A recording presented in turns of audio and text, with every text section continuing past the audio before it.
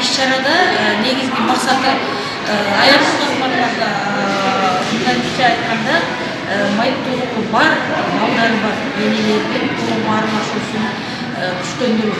Себеби бир ата-эне майып балдарын карап аткан болсо, ал эч кандай коомго аралаша албайт, эч кандай айлык ала албайт, эч кандай кандайдыр өтө оор маселеде такалып калат. Ошон үчүн мына өзүбүздө белгилүү болгондой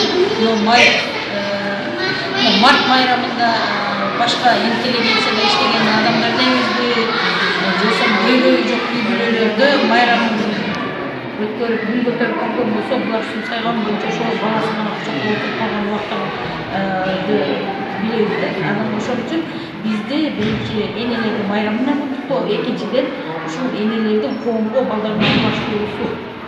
Себеби өз алдынча жашоого азыртадан даярдап алсак, кийинкиси өкүнүчтүү. Кийинкиси өмүр бою карап отуруп калышка туура келип калат. Ошону жеңилдетүү максатында уюштуруп атабыз.